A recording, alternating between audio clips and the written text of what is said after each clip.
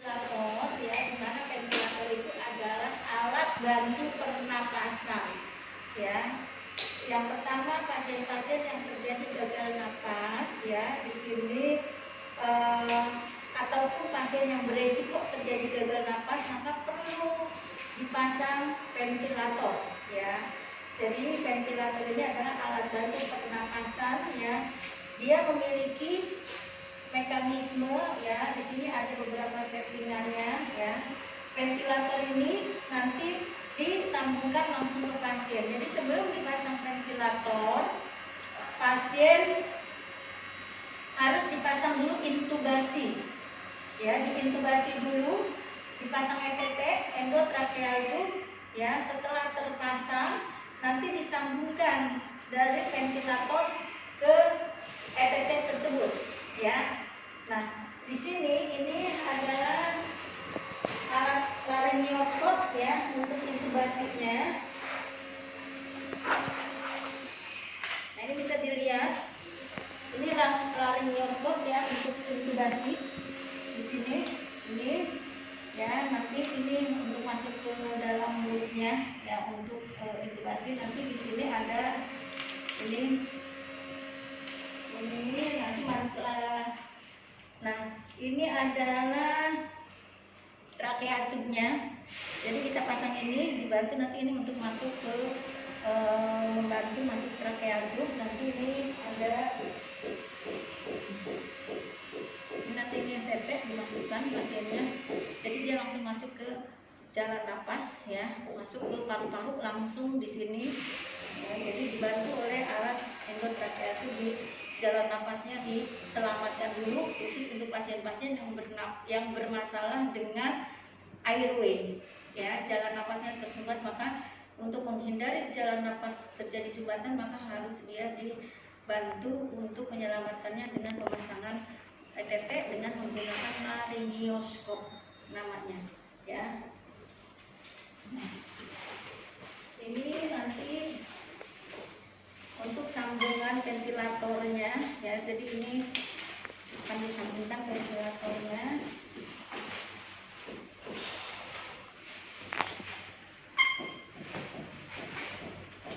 ya. Ini beberapa sambungan ventilator.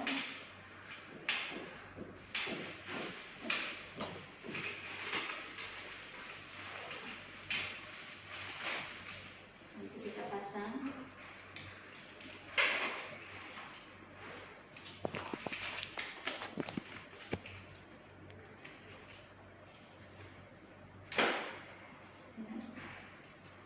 Nanti dipasang di sini.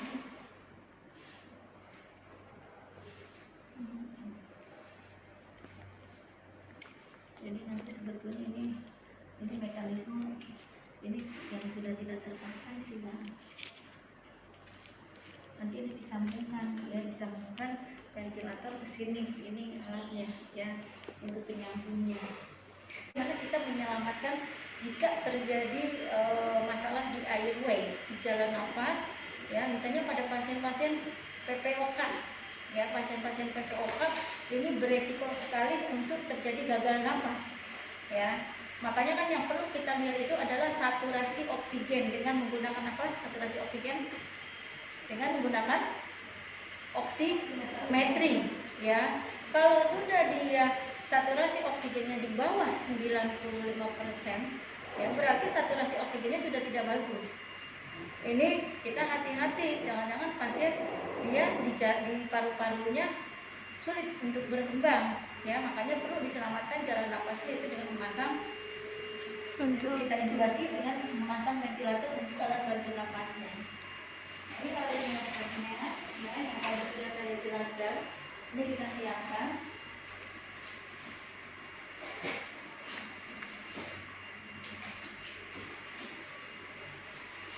Ini kalau besar.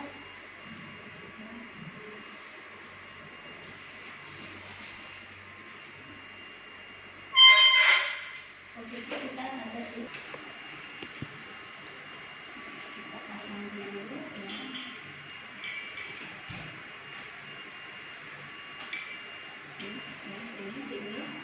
Ini ada cantelannya sini ya, ada sini. Ini baterai. Ya. Nanti ini dimasukkan ke dalam dulu, dia akan ada lampu di sini kelihatan.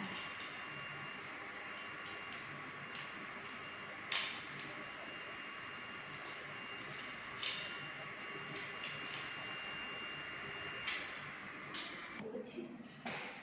Jadi kalau ini dimasukkan, nah atau enggak, nanti sudah masuk atau belum ya ke trakea, nanti akan kelihatan ke sini.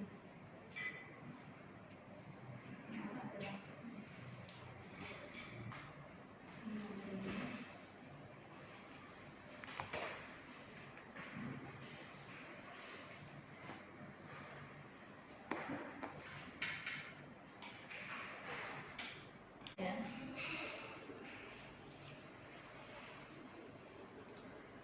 Kita masukkan ya. Lidahnya kita tarik ke sini. Ini sebetulnya bukan tugas perawat ya, yang melakukan ada dokter. Ya, kita lakukan itu di sini.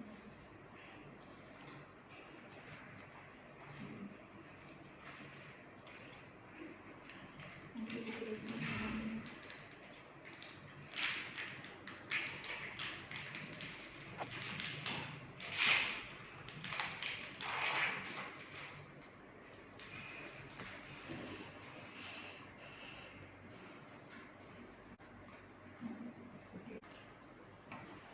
Kita tarik, terus ke sini. Ini masuk ya.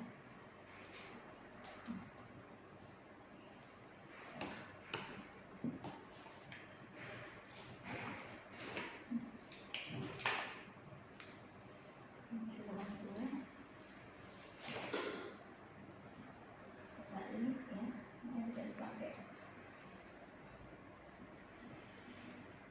Ini diisi balon dulu ya, karena kan ini nanti ada, ini nanti disambungin dari sini. Kalau enggak pakai yang bagging, masukin ke bagging, di bagging ya. Nanti kalau udah napasnya udah bagus, langsung disambungkan ventilator.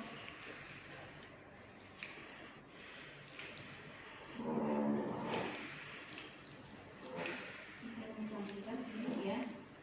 Ini di sini. Lalu dipompa ya. Ini balon yang untuk yang balon ini. Ini di dalam tuh ada ini nih. Jadi ini fiksasi dalam. Nah ini nanti ya dikasih udara pakai sepuit ya, dimasukin udara sehingga dia akan memfiksasi internal. Ini dia akan melengkung nanti kalau ditambah udara ya. Ada nggak sepuitnya? Sepuit.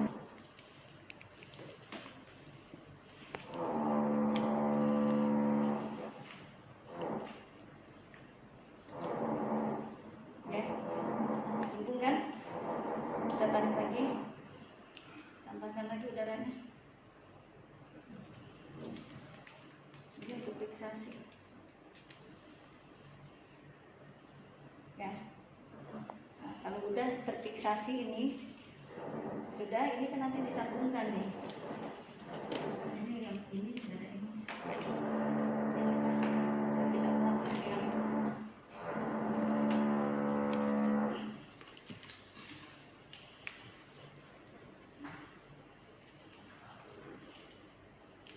bisa isi angin dulu.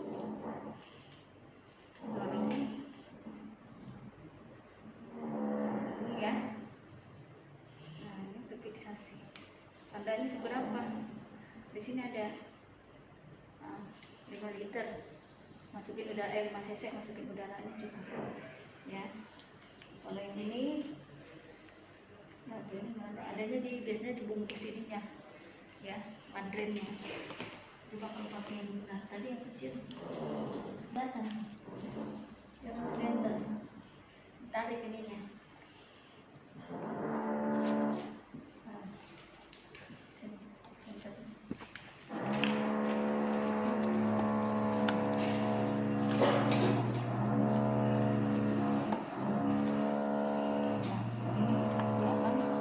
Jadi di atas lidah ya, di atas lidah. Ini kita telusur. Ya.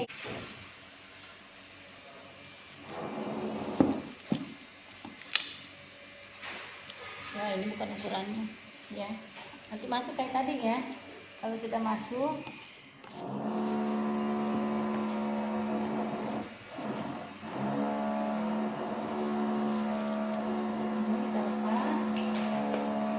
kita lepas ya. Ini kita tiup balon.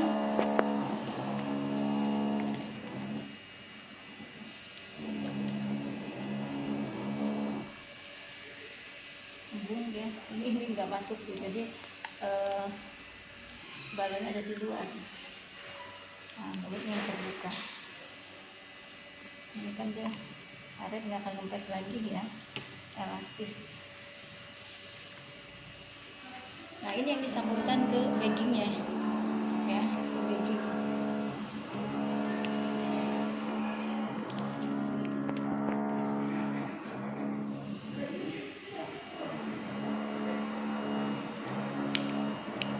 Nah, jadi pasien napasnya sama dibantu ventilator. Kalau dia pernapasannya respirasinya hanya, kemarin kasusnya apnea kan, pasiennya satu napasnya ya. Jadi untuk menapas misalnya pernapasannya dia hanya 10 kali per menit, kan normalnya berapa? Ada yang 20 sampai 24 ya, dan ada yang sampai 26 ya, tergantung referensi. Maka sisanya 14-nya dibantu oleh ventilator, sehingga pernapasannya ada 24 kali per menit. Nah, nanti di settingan ini, ventilatornya ini nggak fungsi. Di sini ada settingan, mana napas yang dari pasien, mana napas yang dari alat. Nanti akan ada jumlah RR-nya berapa di sini. Ya, ini ada pengaturannya. Pengaturannya ini tergantung dari kasus, pakai modenya mode apa. Ya, itu. Untuk ventilator ini kalian ada khusus pelatihan ventilator, ini hanya sekedar tahu aja bahwa ini loh ventilator. Nanti di sini ada settingan pernapasan, termasuk saturasi oksigen ada di sini juga diketahui ya. Tuh. Nah, ini sudah kita rapikan ya untuk ventilator. Nah, di ventilator ini ya, tadi udah dijelaskan salah satunya misalnya pada kasus-kasus apa? Kasus PPOK ya, atau bisa kasus yang sekarang sedang ngetren ya, COVID. Kan itu juga risiko terjadi gagal napas karena dia menyerang saluran pernapasan. Makanya banyak sumbangan-sumbangan ventilator. Inilah bentuknya gitu, ventilatornya ya. Sehingga untuk menyelamatkan jalan napasnya agar tidak terjadi gagal napas, maka perlu dipasang alat bantu napas gitu ya, untuk agar si pernapasannya itu dia memenuhi si kebutuhan si paru-paru tersebut ya. Nah, banyak ya pada kasus apa saja tadi, salah satunya itu kasusnya bisa pada kasus koma ya, kasus pasien-pasien aspirasi distres, ARDS ya, pada kasus ARDS ya. Nah, penggunaan apa sih efek samping dari penggunaan ventilator ini? Efek sampingnya ini bisa terjadi infeksi, biasanya akan terjadi bronkopneumonia ya pada kasus-kasus pasien yang terpasang ventilator. Makanya pada pasien yang terpasang ventilator juga perlu dilakukan saksen, tidak dibiarkan. Kalau ada sumbatan jalan nafas, pasien perlu disaksen, dilepas dulu, nanti disaksen lewat sini bisa. Yang sudah terpasang ini ya, ini bisa disaksen lewat sini. Jadi saksen itu ada saksen open saksen, ada yang close saksen ya. Gitu, ada yang steril ya, ini memang harus steril, makanya risiko untuk mencegah terjadinya bronkopneumonia pada pasien yang terpasang ventilator itu harus dilakukan perawatan. Tapi kalau kelamaan terpasang ventilator ya memang risikonya akan terjadi bronkopneumonia ya, yaitu saluran pernapasan atas atau Bisa juga terjadi luka pada daerah tenggorokan, ya, karena ada alat di situ, ya, bisa terjadi luka. Atau bisa juga karena tadi pemasangan ini kan, ya, ini kan cukup tajam, ya, kita masukkan ke dalam sampai tenggorokan kan beresiko juga ya, ini, gitu. Ini juga bisa, ya. Selain itu juga bisa cedera pada paru-paru, ya, cedera pada paru-paru ini bisa karena memang alat bantu napas, ya, yang diberikan ke pasien, ya. Dan bahkan bisa terjadi keracunan oksigen, makanya perlu dipantau saturasi oksigennya, ya, pernapasannya. Tidak hanya pasien yang terpasang ventilator udah dibiarkan aja, perlu kita cek bagaimana dia oksigennya, saturasi oksigennya, tekanan O2-nya perlu kita cek di sini, ya. Nah, kapan Bu ventilator harus dilepas? Kan tidak selamanya pasien tergantung dengan ventilator, ya. Jadi sebelum pelepasan ventilator ada yang namanya weaning, disapih dulu, ya, disapih dulu pasiennya, di weaning, diatur napas yang dibantu oleh ventilator. Kalau sudah pasiennya menyesuaikan, oh dikurangi nih bantu napasnya dari sini yang tadinya 14 dikurangi misalnya jadi 5. Oh, pasien masih bisa, dia masih adaptasi dengan dikurangi jadi 5 yang tadinya 14, berarti dikurangi 9. Oh, bisa nih dicoba di weaning, disapih. Jangan dikasih yang tadinya 14, jangan dikasih 14, diturunin dulu gitu kan. Kalau sudah adaptasi pasiennya, oh ternyata pasien udah bisa, udah adaptasi, ya, proses weaningnya sudah bagus, ya, proses penyapihannya boleh dilepas pasiennya, gitu ya. Nah, ini adalah tindakan-tindakan yang dilakukan oleh perawat, ya. Perawat apa saja yang harus dilakukan perawat? Tadi saya bilang intubasi, orang-orang ahli saja yang boleh melakukan intubasi, ya. Di rumah sakit itu dokter yang melakukan, tapi perawat yang sudah melakukan pelatihan biasanya BTCLS atau ATCLS boleh pasang intubasi, ya. Nah, terus di sini perawat hanya melakukan perawatan pasien yang terpasang ventilator. Apa yang dilakukan perawatan? Tadi kalau memang sekretnya banyak, ada ronhinya banyak, ada stridor, kita saksen, dibersihkan pasiennya, diobservasi, ada manajemen pemasangan ventilator, nanti dilihat lagi, ya, di SDKI-nya, ya, manajemen pernapasan, ya, manajemen pernapasan nanti ada dibuka, ya. Di sini salah satunya adalah memasang ventilator, gitu, ya. Oke, ini mungkin itu saja, ya. Jadi ada 3 alat ini yang dibutuhkan untuk kasus-kasus emergensi, ya. Kalau kemarin kasusnya kasus ketoasidosis, ya, KAD, kita butuh siring pump. Kalau pasien sampai terjadi resiko gagal napas, makanya pada kasus-kasus KAD biasanya pasien untuk menghindari pasien terjadi gagal napas, tarik dulu ke ICU sampai pasien tersebut dia aman untuk di pernapasannya, karena pada pasien-pasien KAD akan terjadi maul, ya kan, napasnya cepat, dalam, beresiko juga, gitu, masuk ke ruang ICU, karena ruang ICU ada alat ventilator memudahkan untuk atau menghindari pasien terjadi gagal napas, ya. Jadi ini adalah manajemen pada pasien dengan gagal napas, yaitu dengan menggunakan alat bantu yang namanya ventilator, gitu ya. Oke, ini aja, ya.